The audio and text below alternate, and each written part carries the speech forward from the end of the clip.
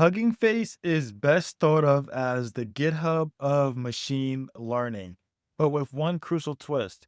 Instead of just storing code, it also hosts the brains, the data, and even the one click playgrounds for showing everything off. It started in 2016 as a teen chatbot company in New York.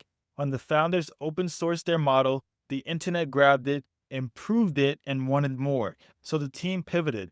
8 years later, the platform houses hundreds of thousands of ready to run models, tens of thousands of curated datasets, and a library, Transformers, that strips the scary math out of state of the art AI. Big tech has piled in with money and partnerships, but the day to day energy still comes from researchers, hobbyists, and small companies who upload their work in public for anyone to remix. Everything on Hugging Face revolves around four pillars. First, the model hub. Picture a giant catalog where every entry is a trained neural network, language models that summarize policy documents, vision models that spot tumors on scans, audio models that turn humming into sheet music.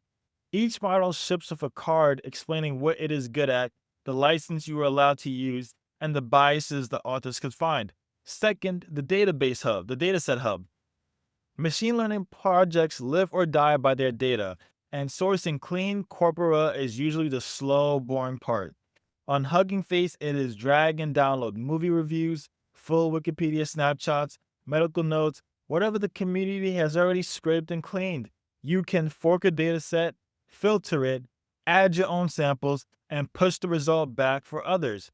Third, the Transformers library. Instead of writing your own training loop or wrestling with raw PyTorch, you import a couple of helper classes, point them at a model name, and send text, images, or audio straight in.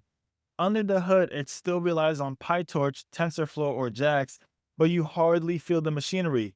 And fourth, spaces. A space is a hosted demo. You choose a template, Gradio interface, Streamlit app, or even a full Jupyter desktop. Pick free CPU or rent a GPU and click deploy. In a minute, you get a public URL. Viewers can type a prompt, see the output, and decide whether to clone the repo. That mix of assets, code, and instant demos makes Hugging Face more than a repo site. It is a production line for OpenAI. Suppose you're curious about large language models but don't write Python. You can open a public space that runs Microsoft's Phi 2 and chat with it in your browser. No local installs, no CUDA drivers, no secret keys. If you do code, you can fork the space, swap Phi 2 for a newer checkpoint, change the config file, and relaunch under your own account. The platform keeps basic CPU time free, so proof of concepts cost nothing but the clock. GPUs are pay as you go. The popular A10G with 24 gigs of VRAM runs a few dollars per hour. Cheap enough to experiment, but pricey enough to remind you to shut things down when you're done. For businesses, Hugging Face is attractive because it short circuits the build versus buy dilemma. Need a speech to text engine in Portuguese? Search the hub. Check the licenses. Read the model card, and you could be in staging before lunchtime. Want to fine tune a vision model on your own manufacturing images? Spin up a private space, attach a larger GPU, and train inside the browser. No Kubernetes YAML, no DevOps hire. The enterprise tier mirrors the public hub inside a private cloud, layering on audit logs and single sign-on so regulated industries can stay compliant while still benefiting from open source momentum. That does not mean it is magic. Community checkpoints reflect the internet they are trained on, so toxic, biased, or simply hallucinated outputs are common. You are expected to evaluate and filter before shipping anything to production. Licenses vary wildly. Some authors pick MIT or Apache, and you can sell products tomorrow.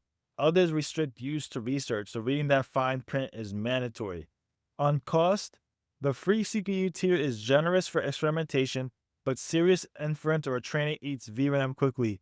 Forget to shut down a GPU, and Monday's billing email will sting. Security is another layer. Hugging Face scans uploads for obvious malware, but a malicious code could still hide backdoors or poison downstream predictions.